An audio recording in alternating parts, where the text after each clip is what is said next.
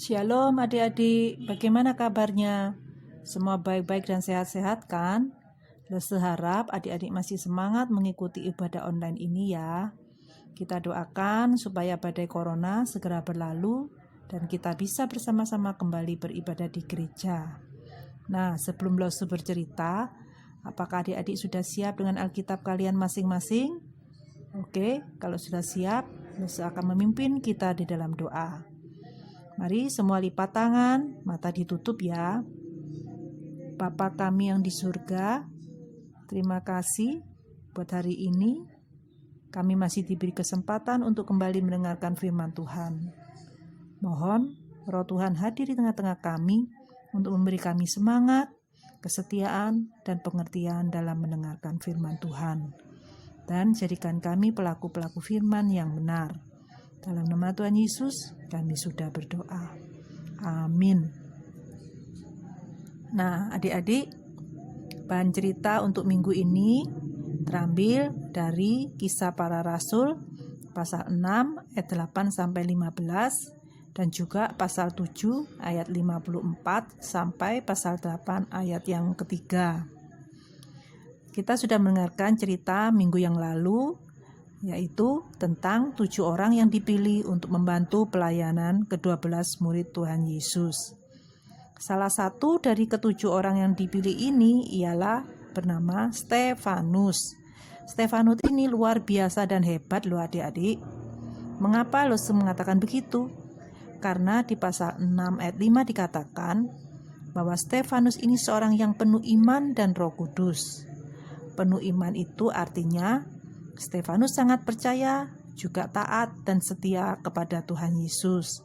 Sehingga apapun yang terjadi, termasuk penderitaan, Stefanus tidak akan pernah marah dan meninggalkan Tuhan Yesus.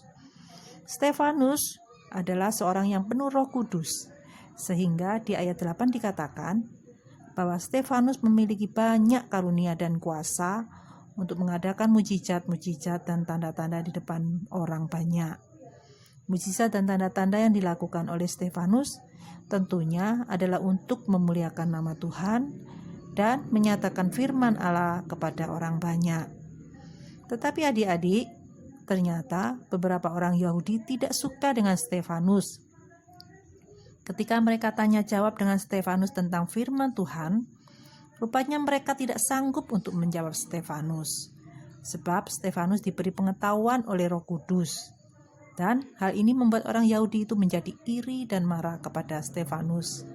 Dan akhirnya apa yang terjadi adik-adik? Mereka memfitnah dan menuduh Stefanus. Mereka mengatakan bahwa Stefanus sudah menghina bait Allah. Bait Allah itu kalau sekarang kita sebut gereja ya. Mereka juga menuduh Stefanus melanggar hukum Taurat dan menghina Tuhan Allah. Sehingga adik-adik, Stefanus pun ditangkap. Wah, mereka jahat sekali ya. Lalu di hadapan para imam, Stefanus diadili. Diadili itu artinya ditanya-tanya apa benar tuduhan orang-orang Yahudi itu terhadap Stefanus. Nah, kemudian Stefanus pun dengan berani menceritakan tentang firman Tuhan. Dimulai dari sejarah kehidupan bangsa Israel sampai kepada orang-orang Yahudi yang menuntut kepada Pilatus supaya Tuhan Yesus disalibkan. Nah, selesai Stefanus berbicara, ternyata anggota-anggota mahkamah agama itu tersinggung dengan perkataan Stefanus yang menyatakan bahwa mereka sudah menyalibkan Tuhan Yesus. Padahal kan memang benar orang-orang Yahudi, para imam, anggota mahkamah agama yang sudah menuntut agar Tuhan Yesus disalibkan ya. Lalu apa yang selanjutnya terjadi pada Stefanus adik-adik? Ternyata Stefanus dilempari dengan batu, bukan 1 atau 2, tetapi dengan banyak batu. Wah, bagaimana rasanya ya? Bukan hanya sakit, tapi Stefanus juga terluka. Dan bukan itu saja, mereka juga menyeret Stefanus. Apa reaksi Stefanus? Apakah dia menangis? Apakah dia marah sama Tuhan? Tuhan, aku kan sudah melayani Engkau, tapi mengapa aku harus menderita begini? Tidak ya adik-adik. Ingat, tadi kan Losu sudah sampaikan bahwa Stefanus adalah orang yang penuh iman. Sehingga ketika sekarang dia menderita kesakitan, dia menerimanya. Dia tetap percaya dan setia pada Tuhan Yesus. Bahkan sebelum Stefanus meninggal karena dilempari batu, dia berkata begini, "Ya Tuhan Yesus, terimalah rohku." Nah, adik-adik, dari kisah Stefanus ini, mari kita belajar untuk tetap taat, percaya, dan setia kepada Tuhan Yesus. Karena Tuhan Yesus sudah lebih dahulu setia dan sayang pada kita. Buktinya, Tuhan Yesus mau mati untuk kita, supaya dosa-dosa kita diampuni. Nah, apa saja contohnya kepercayaan dan kesetiaan kita sama Tuhan Yesus? Ya, yang pertama, kita mau tetap rajin ibadah, rajin ke sekolah minggu. Adik-adik yang sekarang tetap rajin dan aktif ibadah sekolah minggu walaupun secara online dan dari rumah ya. Itu berarti adik-adik setia kepada Tuhan Yesus. Nah, kalau nanti sekolah minggu sudah bisa diadakan di gereja lagi, adik-adik harus tambah setia dan lebih rajin lagi ya. Kedua, kalau doa-doa kita belum dijawab atau tidak dijawab oleh Tuhan Yesus, kita jangan marah. Apalagi sampai meninggalkan Tuhan Yesus dan tidak mau percaya sama Tuhan Yesus lagi. Wah, itu namanya tidak punya iman dong. Jadilah seperti Stefanus yang penuh iman. Dijawab atau tidak dijawab doa-doa kita tetap percaya dan sayang sama Tuhan Yesus. Nah, yang ketiga apa lagi? Jangan malu untuk mengakui bahwa Yesus adalah Tuhan kita. Jangan malu kalau kita ini adalah orang Kristen. Memang sudah pasti ada banyak orang yang mengolok-olok atau mengejek orang Kristen, sebab mereka tidak suka dan karena mereka memang tidak percaya pada Tuhan Yesus. Tapi adik-adik tidak usah malu dan takut. Maka dari itu, sebagai orang-orang Kristen, mari kita tunjukkan kesaksian hidup kita melalui perbuatan dan perkataan kita yang baik dan benar.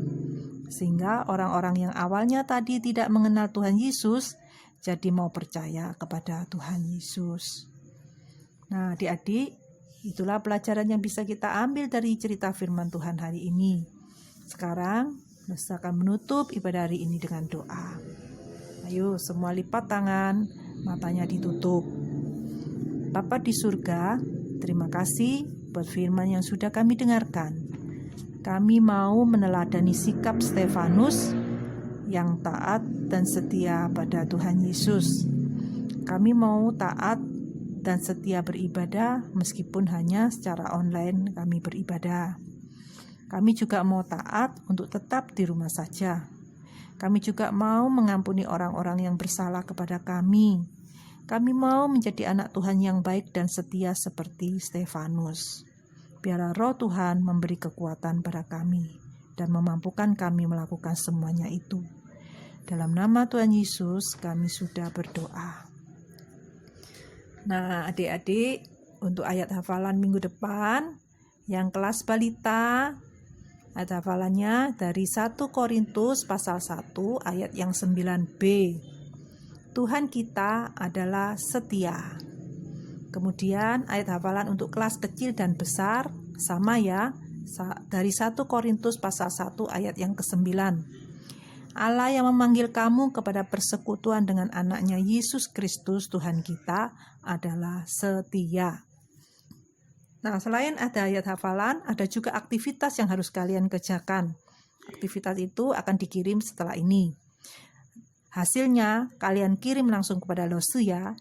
Untuk kelas balita, kirim kepada Losu Mulyani. Untuk kelas kecil, kirim kepada Losu Jusyang. Untuk kelas besar, kirim kepada Losu Yosafat.